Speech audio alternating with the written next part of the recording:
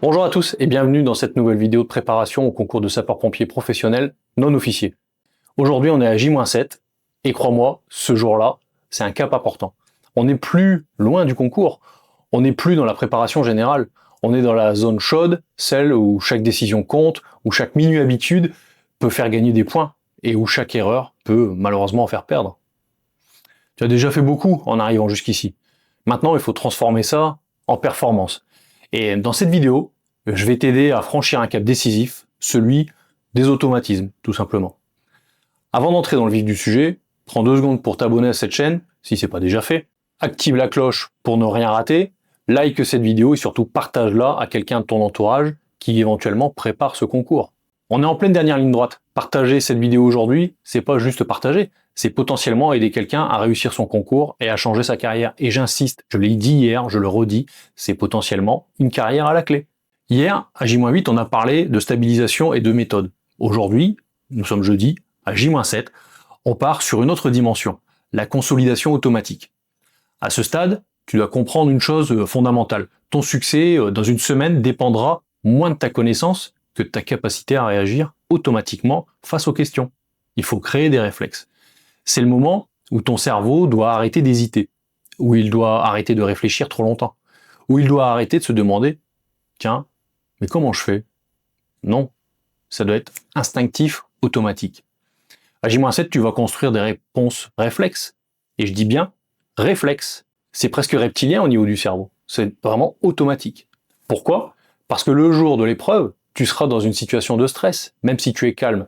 Il y aura du bruit, des gens qui toussent, des surveillants qui se déplacent, un voisin qui retourne sa feuille trop vite, qui fait du bruit. Peut-être aussi une question qui te déstabilise et qui te fait perdre tes moyens. Il faut absolument éviter ça. Si tu n'as pas d'automatisme, que tu ne les as pas ancrés durant ta préparation, tu vas te mettre à réfléchir dans tous les sens. Et forcément, tu vas perdre du temps. Et tu n'as qu'une heure. Ça passe extrêmement vite. Pas le temps de tergiverser. Il faut aller à l'essentiel. Mais si tu as des automatismes, tu avances vite, tu avances proprement et tu avances en confiance. Et ça, c'est la base. Donc aujourd'hui, on va essayer de travailler là-dessus. Tu dois avoir un plan mental de correction, tout simplement. C'est-à-dire un cadre, une séquence est toujours le même. Tu dois arriver au texte avec la même routine à chaque fois, peu ou prou. Et voici ce que je veux que tu intègres aujourd'hui en boucle. Je lis le texte calmement du début à la fin. Je repère l'idée principale. Je note 3 idées secondaires. Vous verrez que c'est intéressant de le faire parce que ça permettra de compléter la réponse. Je reformule mentalement l'architecture du texte. Je réponds en respectant la consigne et surtout en respectant le nombre de lignes, c'est-à-dire 20 lignes maximum et on essaye de s'y tenir. Je fais simple, clair et direct. Et je vais te dire une vérité que les candidats sous-estiment complètement. Les correcteurs préfèrent 20 lignes simples, pour ne pas dire basiques, et impeccables, à 20 lignes ambitieuses mais instables, creuses en fait. On ne veut pas de sapeurs-pompiers qui soient complètement creux. On veut des gens câblés qui savent expliquer leur schéma de pensée. Donc aujourd'hui, je veux que tu fasses un entraînement en conditions réelles. Un seul, pas 3, pas 4, un mais un vrai. J'ai un collègue de ma formation initiale de lieutenant, c'était en 2006, qui disait « peu mais bien ». Ben voilà, fais peu mais bien. Fabrice, si tu nous entends, tu prends un texte, tu te donnes un temps limite, tu réponds proprement, tu corriges, tu repères éventuellement ce qui coince, et c'est comme ça que tu construis un automatisme, et surtout tu fais ton petit retour d'expérience, tu te débriefes, tu vois sur quoi tu peux t'améliorer pour que ça n'arrive plus. À une semaine, c'est important de le faire. Aujourd'hui, on va aussi travailler sur les mathématiques. Autre épreuve, là pas pour apprendre, pas pour devenir Einstein, mais pour verrouiller des réflexes. Aujourd'hui, tu vas travailler les mathématiques en blocs très courts. 5 à 10 minutes, voilà, on va dire 5 à 10 minutes de conversion, encore un peu sur les pourcentages, les règles de 3, et souvent c'est pas facile, on voit qu'il y a beaucoup d'erreurs sur le sujet, les durées, les proportions, mais j'insiste vraiment sur les conversions, ça c'est souvent qu'il y a des erreurs sur ce sujet.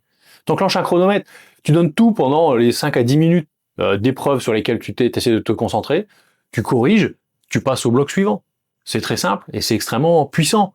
Tu fais des mini-séquences. Et surtout, tu ne vas pas te dégoûter. Préserve-toi. Pourquoi c'est 10 minutes maximum? Parce qu'à ce stade, tu veux de la vitesse, tu veux de la vivacité, tu veux apprendre à ton cerveau de réagir immédiatement. Et c'est à peu près le temps que tu mettras pour répondre correctement à une question lors du QCM. Tu ne veux plus te demander, tiens, mais comment est-ce qu'on fait une règle de 3 déjà? Si tu te poses cette question, déjà, franchement, c'est mal engagé. Utilise ton brouillon. Tu dois faire la règle de 3, même sans t'en rendre compte. C'est extrêmement facile. D'ailleurs, je l'explique, j'ai fait un petit tableau pour l'expliquer dans le pack de formation que j'ai mis en ligne sur ma plateforme. Et tu verras, ça va devenir automatique, ça vient tout seul. Si tu es volontaire aujourd'hui, ben c'est un jour clé. Tu dois viser une seule chose pour le QCM des sapeurs-pompiers volontaires. Tu ne dois plus réfléchir en termes de questions, mais en termes de logique terrain. Le QCM SPV ne teste pas ta mémoire, quoique, un peu quand même forcément, parce qu'il y a de la connaissance, mais il teste surtout ta maturité, ta compréhension de la sécurité. Il teste ta capacité à agir sans mettre en danger, mais ni toi, ni ton binôme, ni potentiellement ta victime, l'entourage, les autres intervenants. Donc aujourd'hui, tu vas revoir la sécurité, les gestes élémentaires, la logique de choix, pas les listes, pas du tout. La logique, c'est ça qui est important. Tu vas te demander, pourquoi est-ce que je fais ça? Pourquoi telle position, sur telle technique? Pourquoi cette priorité? Moins tu récites, plus tu comprends. Et plus tu comprends, plus tu gagnes, parce que derrière, tu es capable d'expliquer et de reformuler naturellement, avec tes propres mots. C'est que tu as tout compris. Et là, tu as tout gagné. Hier, j'ai parlé de lucidité mentale. Aujourd'hui, on va aller un petit peu plus loin. On va travailler le calme opérationnel. Là, à moins d'une semaine, on est à J-7, hein, le calme devient une stratégie. Je veux que tu fasses un exercice très simple. Assieds-toi. Assieds-toi. Respire. Tu fixes un point droit devant toi. Et tu te dis mentalement, je suis prêt, je suis lucide, je suis calme, je sais ce que j'ai à faire et je vais réussir. Et tu vas répéter ça 3 fois. Juste 3 fois, pas 50. Tu dois être dans l'auto-persuasion. Tu dois t'auto-persuader que tu as réussi. Cet exercice ne sert pas à te détendre, il sert à programmer ton cerveau. Un candidat programmé est un candidat qui ne panique pas. Un candidat qui ne panique pas surpasse 80% des autres. Encore faut-il avoir un fond de connaissances à minima. C'est essentiel sur les différentes thématiques des épreuves. Aujourd'hui, du coup, ton planning, c'est un bloc d'études de texte. On va dire 4 blocs de 5 à 10 minutes de mathématiques, un bloc QCM-SPV, si tu le passes, 10 minutes pour relire peut-être la copie d'hier, d'avant-hier, 5 minutes de calme, 10 minutes pour organiser ta journée de demain. Voilà, prépare ta journée de demain, anticipe. Et c'est tout, tu n'en fais pas plus, tu n'en fais pas moins, tu en fais mieux. Peu, mais bien. Si cette vidéo t'aide, like-la maintenant. Ça aide énormément la chaîne et ça me permet de continuer cette série quotidienne pendant encore plus d'une semaine puisque j'irai jusqu'après les épreuves écrites. Abonne-toi pour ne rien rater. Demain, on passe à J-6 et on va travailler à la vitesse supérieure sur les pièges du QCM, les erreurs qui font perdre des points, même aux bons candidats. Et surtout, dis-moi en commentaire ce qui t'a aidé aujourd'hui, ce que tu veux que je traite demain, ce qui te bloque encore. Je lis tous les commentaires et je répondrai, il n'y a aucun souci là-dessus. Et si tu veux aller encore plus loin, tu trouveras dans la description un accès direct à mon module de révision, celui dont je parlais, qui est express, hein, c'est sur Pharos Academy. Il est conçu pour les 10 derniers jours, il est encore temps. Il t'amène droit au but, il va à l'essentiel et il t'aide à gagner les points que les autres laissent sur la table. Il faut que tu te démarques. Qu'est-ce que tu pourrais faire que les autres ne vont pas faire?